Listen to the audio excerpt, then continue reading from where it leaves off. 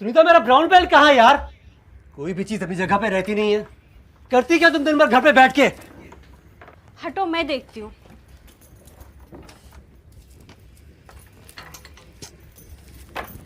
ये रही आपकी ब्रांड, सामने ही तो रखी थी।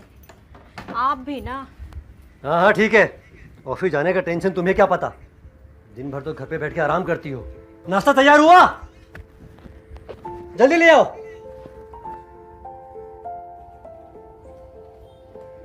आप चाय पीजिए, मैं नाश्ता लेके आती हूँ। जल्दी करो, लेट हो रहा है।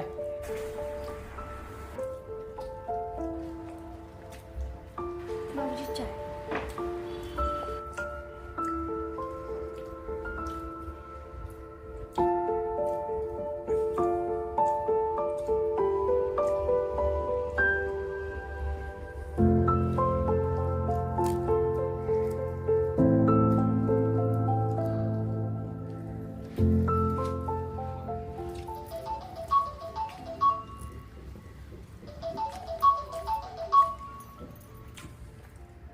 हेलो। हेलो हेलो सुनीता, आज गौरव और उसकी वाइफ डिनर पे आ रहे हैं, तो शाम तक सब हो जाएगा ना?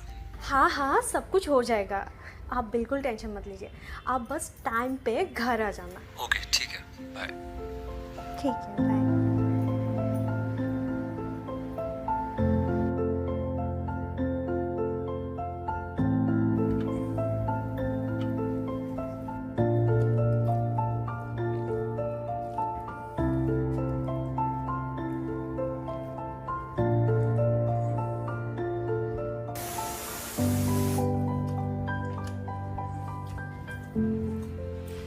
नमस्ते भाई साहब। नमस्ते। और भाभी जी नहीं आई साथ में? उनको थोड़ा काम था ना, इसलिए नहीं आ पाई। बाकी सब ठीक है। जॉब करती है वो, उसे घर से उठ के तो आना नहीं है। भाभी जी आप कहीं जॉब नहीं करती हैं क्या? बाकी सब ठीक है। अरे कहाँ यार, वो कुछ नहीं करती। She is just a housewife. कम से कम बच्चों को तो साथ में लेके आते। बच्चे हैं ही नहीं। बाकी सब ठीक है। बाल गोपाल क्यों नहीं है बेटा? दोनों लोग जॉब करते हैं, बच्चों के लिए समय ही नहीं मिला। अब तो आईवीएफ का ही सहारा है, जब समय मिले तो। मम्मी पापा तो साथ में ही रहते होंगे ना? वो लोग गांव में रहते हैं, यहाँ किसके साथ रहेंगे? बाकी सब ठीक है। जी नहीं नहीं कुछ नहीं। अब अरे बहू, तुमने इतना सब खाना बनाया है, खाना लगाओ। हाँ हाँ, मैं कुछ खाने के लिए लेके आती हूँ।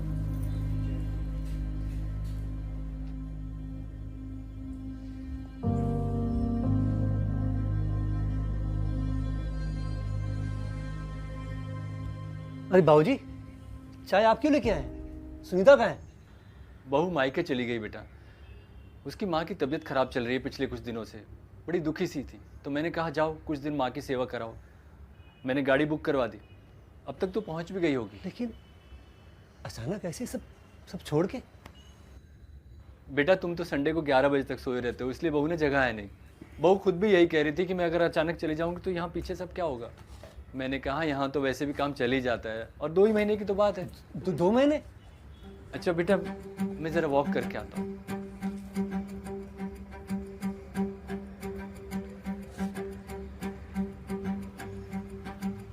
ये मेड्स तो बहुत पैसे मांग रही है आजकल। मैंने गौरव को कहा भी मेड्स भेज दे, 12,000 मांग रहे बाबूजी। तू चिंता मत कर बेटा, मुझे अभी पड़ोसियों की मेड मिली थी, मैंने उससे बात कर लिया। वो 8,000 में लंच और डिनर दोनों तैयार कर देगी। और मेरे ब्रेकफास्ट और ऑफिस का टिफिन? तो उसका फिर 2,000 एक्स्ट्रा देना पड़ेगा बेटा। और हाँ, वो कह रही थी कि उसकी कोई जानने वाली मेड है, वो झाड़ू पोछा भी कर देगी। वो कितना लेगी बाबूजी? 3,000 बोल रही है बेटा। 3,000 रुपये झाड़ू और पोछे की बाबूजी? बेटा मेहनत का काम है और टाइम भी लगता है। और हाँ बेटा, वो कपड़े तो हम मशीन में धो लेंगे, लेकिन वो प्रेस करने के लिए किसी धोबी से बात कर लेना। आगरा में तो 10 रुपये लेते थे, अब यहाँ पता नहीं कितने लेते होंगे। बाबूजी ये सब तो ज्यादा हो रहा है। मेरी सैलरी का 1/3 तो इन सब काम वालों को देने में निकल जाएगा।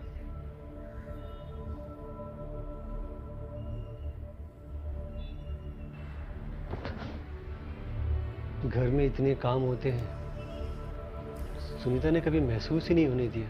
वाह बेटा, खर्चे की बात आई तो सुनीता की याद आ गई। बेटा तुम जानते हो, अगर सारी हाउसवाइफ को उनके काम की सैलरी दी जाए तो कितनी होती है? देश की जीडीपी का 10%। और ये आईटी सेक्टर जिसमें तुम काम करते हो, ये जीडीपी का सिर्फ 7.5% है। अब बात करते हैं बच्चे की। घर की औरत जो बच्चे को 9 महीने पेट में रखती है, जन्म देती है, अगर उसी के लिए किराए की कोख ली जाए तो जानते हो कितना लेती है? 20 लाख रुपए लेती है सरोगेट मदर, और फिर उसे पालने के लिए 14-15 हजार नैनी को भी दो हर महीने। तो ये तो रही पैसों की बात, क्योंकि तुम हर चीज को पैसे से तोलते हो। आप सच कह रहे हैं बाबूजी। सुनीता कितना काम करती है, सबका ख्याल रखती है, वो भी बिना किसी उम्मीद के। मैं बहुत हल्का आदमी हूं। मैंने बहुत गलत किया सुनीता के साथ। मैं अभी उसका फोन लगाता हूं। अरे रहने दे बेटा, रहने दे। बहू से बात करनी है, मैं अभी करवा देता हूँ। अभी आती होगी, अपनी सहेली के घर गई है। सहेली के घर? मैंने ही उसे भेजा। तुम जो बहू से इतने तिरस्कार से बात करते हो, शी इज जस्ट हाउसवाइफ, कुछ काम नहीं करती। बड़ा दुख होता है बेटा। हाउसवाइफ होना कोई हीनता की बात नहीं होती बेटा। एक हाउसवाइफ एक घर की आत्मा होती है, जो घर के कोने कोने में बसती है। समझ में आई बात?